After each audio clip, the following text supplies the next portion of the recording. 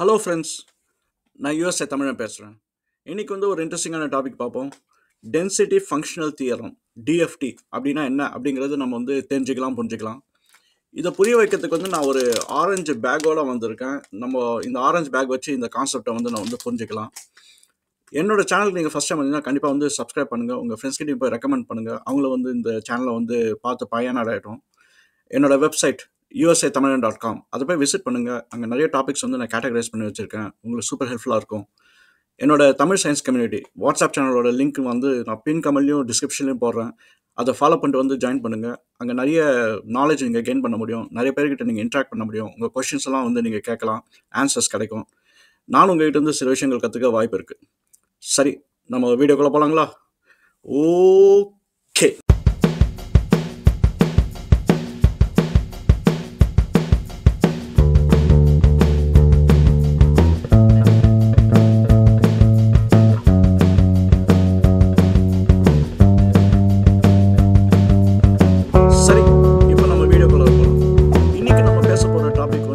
Density functional theory அப்படின்னா என்னங்கிறது தான். இது நம்ம சுருக்கமாக டிஎஃப்டி அப்படின்னு நம்ம கால் பண்ணுவோம். இந்த வீடியோ உங்களுக்கு புரியணும் அப்படின்னா உங்களுக்கு குவாண்டம் பற்றி நல்லா நாலேஜ் வேணும். அது ரொம்ப இம்பார்ட்டண்ட்டு. இந்த குவாண்டம் மெக்கானிக்ஸ் என்ன அப்படின்னு தெரியணும். நான் அந்த லிங்க் நான் கீழே போடுறேன். usatamilian.comல அதுக்கு தனி செக்ஷன் வச்சுருக்கேன். அந்த லிங்க் நான் போடுறேன். அதுக்கப்புறம் உங்களுக்கு ஆட்டம்ஸ் பற்றி உங்களுக்கு நிறைய தரவு நாலேஜ் வேணும். இது என்னன்னா, இந்த எலக்ட்ரான்ஸில் என்ன, ஆட்டம்குள்ளே என்ன நடக்குது, அப்புறம் crystal theory, molecular orbital theory, இந்த மாதிரி நிறைய விஷயங்கள் தெரியணும். அதுக்கு நான் வெப்சைட்டில் தனி செக்ஷன் போட்டிருக்கேன். அதையும் நான் லிங்க் போடுறேன்.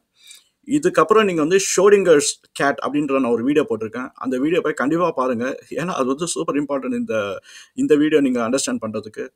நான் இப்போயே ஒரு வார்னிங் கொடுக்குறேன். இந்த டிஎஃப்டி ஒரு அட்வான்ஸ்ட் டாபிக். இது உங்களுக்கு சர்வசாதாரணமாக புரியாது. இன்னொன்று இந்த டிஎஃப்டி டாப்பிக்கை ஒரு வீடியோவில் கவரும் பண்ண முடியாது.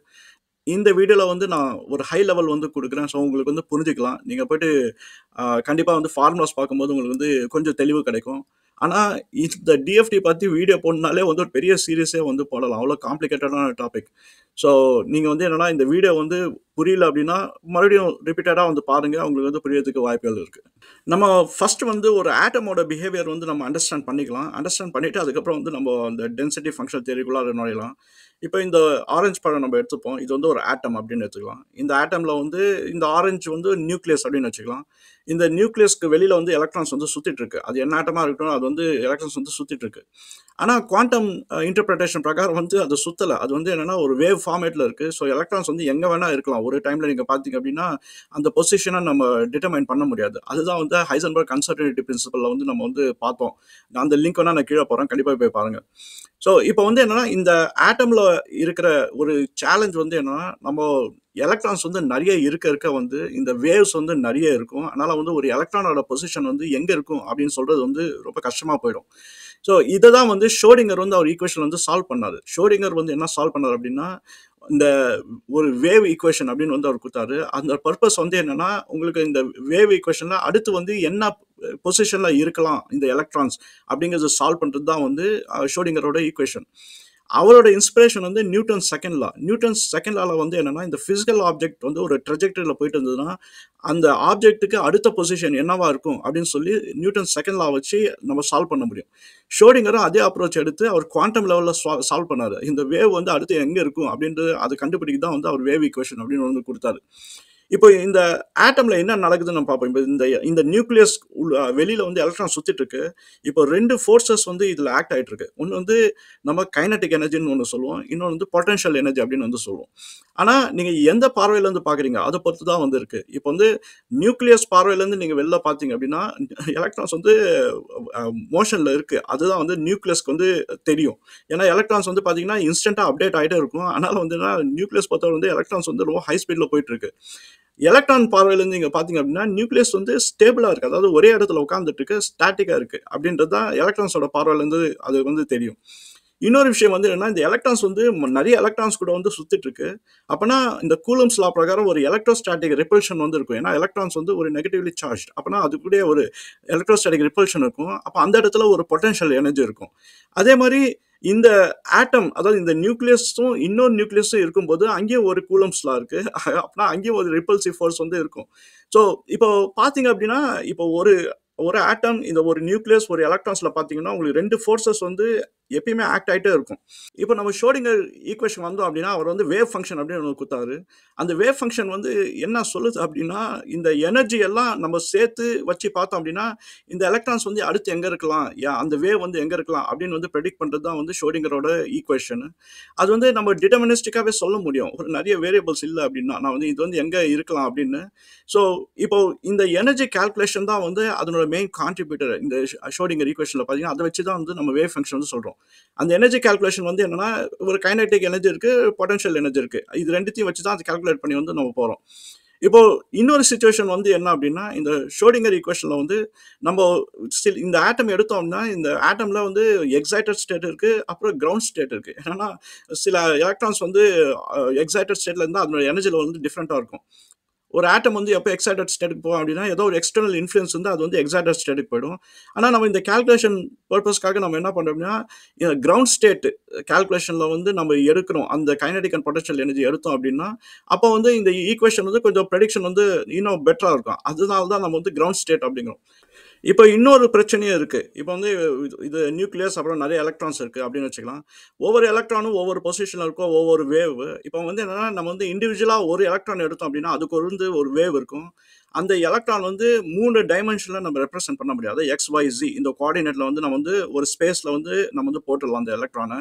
அப்புறம் அந்த எலக்ட்ரானுக்கு வந்து ஒரு ஸ்பின் இருக்கு. அது பாசிட்டிவ் ஹாஃபா இருக்கலாம், இல்ல நெகட்டிவ் ஹாஃபா இருக்கலாம். ஸோ இந்த ஸ்பின்னும் ஒரு பிரச்சனை இருக்கு. இப்ப வந்து ஒரு ஆட்டம் எடுத்துக்கலாம். அந்த ஆட்டம்ல வந்து ஒரு 100 எலக்ட்ரான் இருக்குன்னு நம்ம வச்சுப்போம். இப்ப அந்த 100 எலக்ட்ரான் வந்து என்னன்னா, ஒவ்வொரு எலக்ட்ரானுக்கும் ஒவ்வொரு வேவ் இருக்கு. அப்புறம் அந்த 100 எலக்ட்ரானுக்கும் 100 வேவ் இருக்கு. அப்புறம் ஒரு எலக்ட்ரானுக்கு வந்து 3 டைமென்ஷன்ல எங்க வேணா இருக்கலாம். அதே மாரி 100 எலக்ட்ரான் வந்து அந்த 3 டைமென்ஷன்ல வந்து எங்க வேணா இருக்கலாம். அப்புறம் ஒவ்வொரு எலக்ட்ரானுக்கு வந்து ஸ்பின் இருக்கு. ஸோ அதே மாரி 100 எலக்ட்ரானுக்கு வந்து வேற வேற ஸ்பின் இருக்கு. ஸோ இது எல்லாமே போட்டு பார்த்தீங்க அப்டின்னா, அந்த வேவ் ஃபங்ஷனே ரொம்ப காம்ப்ளிகேட்டடா போயிடும். ஸோ அதுதான் வந்து என்னன்னா, ஒரு ஆட்டம்ல நடக்குது. இப்ப நம்ம என்ன பண்றோம் அப்டின்னா, அந்த ஒரு ஆரஞ்சு பழத்த எடுத்து நம்ம இந்த பேக் குள்ளார போட்டுருவோம். இப்ப வந்துன்னா ஒரு ஆட்டம் வந்து இப்ப நெறைய ஆட்டமா வந்து மாறிச்சு. இப்போ இத வந்து நீங்க மாலிக்யூல் சினாரியோ நீங்க வந்து கன்சிடர் பண்ணிக்கலாம். இது ஒரே ஆட்டம் வந்து இன்னொரு ஆட்டம் கூட ஜாயின் ஆயி ஒரு மாலிக்யூல் ஆயிடுது அப்டின்னு. அப்பனா நீங்க இப்ப பார்த்தீங்கன்னா, இப்ப வந்து கூட்டமா இருக்கு. இப்ப வந்து இந்த 2 ஆட்டம்க்கு நடுவுல வந்து ஒரு லாட்டிஸ் அப்டின்ற ஒரு விஷயம் இருக்கு. அப்பனா ஒரு சின்ன ஒரு கேப் ஒண்ணு இருக்கு. இப்போ ஒவ்வொரு ஆட்டம்லயும் பார்த்தீங்கன்னா, ஒ ஒ வச்சுக்கங்க ஒரு 100 எலக்ட்ரான் இருக்குன்னு வச்சுக்கங்க. அப்பனா நீங்க பார்த்தீங்க அப்டின்னா, எக்கச்சக்கமான எலக்ட்ரான் இருக்கு. இப்போ இந்த மாரி டைம்ல வந்து பார்த்தீங்கன்னா, இதுல வேவே வந்து கண்டுபிடிக்கிறது ரொம்ப கஷ்டம். எங்க இருக்கு ஒரு எலக்ட்ரான் அப்படின்னு கண்டுபிடிக்கிறது ரொம்ப கஷ்டம். நீங்க ஒரு எலக்ட்ரான் விடுங்க. இந்த ஆட்டமோட எலக்ட்ரான்ஸ் வந்து எங்க இருக்கு அப்படின்னு ஸ்பின் பாயிண்ட் பண்றது ரொம்ப கஷ்டம். ஏன்னா, இது எல்லாமே வந்து வேவ் வந்து ஒரு ஃபஸியா எல்லா இடத்துலயும் இருக்கு. அதனால வந்து இந்த கால்குலேஷன்ஸ் வந்து ரொம்ப கஷ்டம். ஸோ இத வந்து சிம்ப்ளிஃபை பண்றது தான் வந்து ஒரு பெரிய ஒரு ஹெடேக்கு. அதுல ஃபர்ஸ்ட் ஸ்டெப் வந்து என்ன பண்ணாங்க அப்படின்னா, அவங்க நியூக்ளியஸ் அண்ட் எலக்ட்ரான் நம்ம வந்து பார்த்தோம். நியூக்ளியஸ் பார்வையிலருந்து எலக்ட்ரானுக்கு வந்து கைனடிக் எனர்ஜி இருக்கு. ஆனா, நியூக்ளியஸ் வந்து எலக்ட்ரான் பார்வையில வந்து ஸ்டாட்டிக்கா இருக்கு. அப்படிங்கிற ஒரு விஷயம் இருக்கு. இப்போ முதல் ஸ்டெப் வந்து என்னன்னா, ஹாமில்டன் ஈக்குவேஷன் நீங்க போய் பார்த்தீங்க அப்படின்னா, இந்த நியூக்ளியஸ் வந்து எங்கேயும் நவுரல. ஸ்டாட்டிக்கா இருக்கிறதுனால அதோட எனர்ஜி வந்து 0 அப்படின்னு வந்து போட்டாங்க. அதனால அத கன்சிடர் பண்ண வேணாம் அப்படின்னு. அதே மாரி வந்து இந்த எலக்ட்ரோஸ்டாட்டிக் ரிப்பல்ஷன் இப்ப எலக்ட்ரான்ஸ்க்கு போனீங்க அப்படின்னா, இப்ப 2 எலக்ட்ரான்ஸ்க்கு வந்து ஒரு பொட்டன்ஷியல் எனர்ஜி இருக்கும். ஆனா நியூக்ளியஸ்க்கும் இன்னொரு நியூக்ளியஸ் அப்பனா இந்த பேக்ல பார்த்தீங்க அப்படின்னா, இப்போ 2 ஆட்டம் இருக்கு. 2 ஆட்டம்க்கு வந்து நியூக்ளியஸ் இருக்கு. அந்த ஒரு எலக்ட்ரோஸ்டாட்டிக் ரிப்பல்ஷன் அத வந்து நம்ம இக்னோர் பண்ணிடலாம். ஏன்னா ஒரு சிம்ப்ளிஃபிகேஷனுக்காக அப்படின்னு சொல்லி அதையும் வந்து நம்ம 0 பண்ணியாச்சு. இப்போ இத பார்க்கும்போது என்னன்னா, ஹாமில்டன் ஈக்குவேஷன் நீங்க போய் இப்போ ரெஃபரன்ஸ் பண்ணீங்கன்னா, அது வந்து எலக்ட்ரான் பேஸ் பண்ணி தான் இருக்கும். நியூக்ளியஸ் பேஸ் பண்ணியிருக்காது. ஆனா, நீங்க ரொம்ப காம்ப்ளிகேட்டடா போணும் அப்படின்னா, நீங்க எலக்ட்ரானையும் கன்சிடர் பண்ணணும், நியூக்ளியஸும் கன்சிடர் பண்ணணும். ஏன்னா 2த்துக்கும் வந்து எனர்ஜி இருக்கு. ஆனா, இப்ப இந்த கால்குலேஷன்லாம் ரொம்ப டீடியஸா போறதுனால, அது ரொம்ப கஷ்டமா இருக்கும். அதனால தான் வந்து என்னன்னா, அந்த ஹாமில்டன் ஈக்குவேஷன்ல வந்து எலக்ட்ரான்ஸ் மட்டும் தான் கன்சிடர் பண்ணுவாங்க. இப்போ உங்களுக்கு இன்னும் புரியல அப்படின்னா, ஏன் எலக்ட்ரான்ஸ் மட்டும் கன்சிடர் பண்ணுங்க இந்த கால்குலேஷனுக்கு மறுபடியும் இந்த பேக் வருவோம். இப்போ பார்த்தீங்கன்னா, ஒவ்வொரு ஆட்டம்க்கு வந்து எக்கச்சக்கமான எலக்ட்ரான்ஸ் இருக்கு. இப்போ வேவ்ஸ் வந்து எக்கச்சக்கமா இருக்கு. இப்போ இந்த மாரி டைம்ல நீங்க நியூக்ளியஸோட கைனடிக் எனர்ஜி எல்லாமே உள்ள கொண்டாந்துட்டீங்க, இல்ல நியூக்ளியஸோட எனர்ஜி லெவல்லாம் கொண்டாந்துட்டீங்க அப்படின்னா, அந்த கால்குலேஷன் வந்து ரொம்ப கஷ்டமா போயிடும். ஏன்னா, இந்த ஸ்ட்ரக்சர்ல இருக்கிற அந்த வேவ் ஃபங்ஷன வந்து நம்ம சால்வ் பண்ணாலே வந்து ஒரு பெரிய விஷயம். இப்போ கோல் வந்து எங்க எலக்ட்ரான் இருக்கு? அத கண்டுபிடிக்கணும். அதுதான் வந்து கோல். ஆனா வந்து இந்த கூட்டத்துல வந்து எப்படி போய் பின் பாயிண்ட் பண்றது? இதுதான் வந்து பெரிய பிரச்சனையா ஷ்ரோடிங்கர் ஈக்குவேஷன்ல. ஸோ இங்க தான் வந்து நம்ம அடுத்த லெவல் போறோம். இத சால்வ் பண்றதுக்கு வந்து என்னென்ன மெத்தட்ஸ் இருக்கு அப்படின்னு, அங்க தான் வந்து நம்ம டென்சிட்டி ஃபங்ஷனல் தியரி அப்படின்ற ஒரு விஷயத்த வந்து கொண்டாந்தாங்க.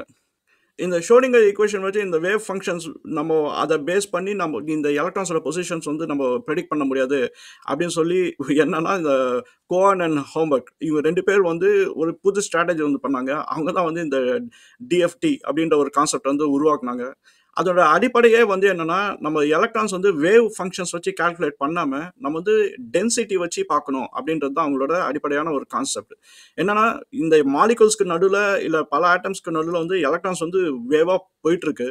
இப்போ ஏதோ ஒரு இடத்துல வந்து ஒரு கூட்டமா இருக்க வாய்ப்பு இருக்கு. அப்பன்னா அது வந்து அங்க டென்சிட்டி வந்து ஜாஸ்தியா இருக்கு. நம்ம என்னன்னா அந்த இடத்துல தான் வந்து நெறைய எலக்ட்ரான் இருக்கு அப்படின்னு சொல்லி நம்ம நேரோ டவுன் பண்ணிட்டோம் அப்படின்னா, நம்ம நம்ம வந்து ஒரு அப்ராக்ஸிமேட்டா சொல்ல முடியும். இங்க தான் வந்து எலக்ட்ரான்ஸ் இருக்கு அப்படின்னு நம்ம வந்து சொல்ல முடியும். இந்த மாலிக்யூல்ஸ்க்கு நடுவுல. இப்போ மாலிக்யூல்ஸ்ன்னு நம்ம பேசுறதுனால ஒவ்வொரு ஆட்டம்க்கும் நெறைய எலக்ட்ரான்ஸ் இருக்கும். நெறைய காம்பினேஷன் ஆஃப் எலக்ட்ரான்ஸ் இருக்கும்.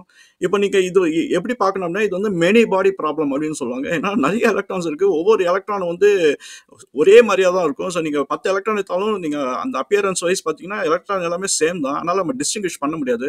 ஸோ இப்போ வந்து இது மெனி பாடி ப்ராப்ளமா இருக்கிறதுனால என்னன்னா, இதுக்கு ஒரே வழி வந்து நம்ம வேவா வந்து கால்குலேட் பண்ணாம நம்ம வந்து இது எங்க கூட்டமா இருக்க வாய்ப்புகள் இருக்கு அப்படின்னு சொல்லிட்டு, இங்க தான்ப்பா இருக்கு மேக்ஸிமம் எலக்ட்ரான் அப்படின்னு சொல்லி கால்குலேட் பண்ணது தான் ஒரு மெத்தட் அப்படின்னு சொல்லி கோவான் அண்ட் ஹேன்பர்க் அவர் வந்து அவங்க வந்து டிஎஃப்டி ப்ராப்ளத்தை வந்து சால்வ் பண்ணி இப்போ அதை தான் வந்து நடைமுறையில் வந்து யூஸ் பண்ணிட்டு இருக்கோம். ஆனா, இது என்னதான் வந்து இது சிம்ப்ளிஃபைடான ஒரு வெர்ஷன் இருந்தாலும், இத சால்வ் பண்றதுக்கே நம்மளுக்கு வந்து இப்போ ஆர்டிஃபிஷியல் இன்டெலிஜென்ஸ் லெவலுக்கு போக வேண்டியதா இருக்கு. ஏன்னா, சின்ன சின்ன ஆட்டம்ஸ்ல வந்து ஈஸியா வந்து சால்வ் பண்ணிற முடியும் மேனுவல் கால்குலேஷன்ல. ஆனா, இந்த பெரிய ஆட்டம்ஸ் அதாவது நூத்துக்கணக்கான எலக்ட்ரான்ஸ்ல இருக்கிற அந்த சினாரியோலாம் பார்த்தோம் அப்படின்னா, இவங்களோட இந்த சிம்ப்ளிஃபைட் அப்ரோச்சே வந்து ரொம்ப கஷ்டம். இதுக்கு வந்து நம்ம என்னன்னா, நம்ம கம்ப்யூட்டர்ஸ் அப்புறம் வந்து ஆர்டிஃபிஷியல் இன்டெலிஜென்ஸ் யூஸ் பண்ணி அந்த மெஷின் லேர்னிங் டெக்னிக்ஸ்லாம் வச்சு தான் வந்து இத சால்வ் பண்ண முடியும். ஸோ, அப்பனா பார்த்துங்க இது எவ்வளோ காம்ப்ளெக்ஸா இருக்கு அப்படின்னு. இந்த டிஎஃப்டி வந்து நீங்க எக்ஸ்பேண்ட் பண்ணி பார்த்தீங்கன்னா, டென்சிட்டி ஃபங்ஷனல் தியரி அப்படின்னு வந்து சொல்லுவாங்க. இப்போ இந்த ஃபங்ஷனல் அந்த வேர்ட் வந்து ஒரு இன்ட்ரஸ்டிங்கான வேர்ட். ஏன் வந்து நம்ம ஃபங்ஷன் தியரின்னு சொல்லாம ஏன் ஃபங்ஷனல் தியரி அப்படின்னு வந்து சொல்றோம் அப்படின்னு வந்து ஒரு கொஸ்டின் இருக்கு. இது எப்படி நீங்க புரிஞ்சுக்கலாம் அப்படின்னா, இப்போ வந்து நீங்க கம்ப்யூட்டர் சயின்ஸ்ல பார்த்திருப்பீங்க. ஒரு ஃபங்ஷன் அப்படின்னா, நீங்க வந்து ஒரு ஒரு டாஸ்க்க வந்து உங்களால அக்காம்ப்ளிஷ் பண்ண முடியும். ஏதோ ஒண்ணு பாஸ் பண்ணுவீங்க. அதுக்கப்புறம் உள்ள போய் ஏதோ ஒரு மேத் கால்குலேஷன் பண்ணுவீங்க. இது வந்து என்ன ஒரு ஒரு விஷயம் பண்ணும் ஃபங்ஷன் அப்படின்றது. ஃபங்ஷனுக்கு இன்னொரு ஃபங்ஷன் நீங்க போட்டீங்கன்னா, அது வந்து ஃபங்ஷனல் அப்படின்னு வந்து சொல்லுவோம். அதாவது என்னன்னா, அந்த ஃபங்ஷன வந்து நம்ம வந்து ஒரு ரேஞ்ச் ஆஃப் நம்பர்ஸ் குடுத்து அத வந்து நம்ம எக்ஸிக்யூட் பண்ணோம் அப்படின்னா, அதோட அவுட்புட் வந்து ஒரு சிங்கிள் நம்பரா தான் வரும். அதுதான் வந்து நம்ம ஃபங்ஷனல் அப்படிங்கிறோம். அதாவது ஃபங்ஷன் வந்து நீங்க அனுப்புறத வந்து அவுட்புட் வந்து ஒரு நம்பரா குடுக்கும். அது ஃபங்ஷனு. நீங்க அந்த ஃபங்ஷன வந்து நெறைய டைம் வந்து நெறைய விதமா கால் பண்ணும்போது என்ன ஆகும்னா, அதோட என்டையர் அவுட்புட்டும் ஒரு நம்பரா வந்து குடுத்தது அப்படின்னா, அது ஃபங்ஷனல். இப்போ நம்ம இந்த டிஎஃப்டில வந்து எங்க இத யூஸ் பண்றோம் ஃபங்ஷனல் அப்டின்னா, நம்ம வந்து என்னன்னா எனர்ஜிய கண்டுபிடிக்கிறதுக்கு தான் நம்ம வந்து யூஸ் பண்றோம்.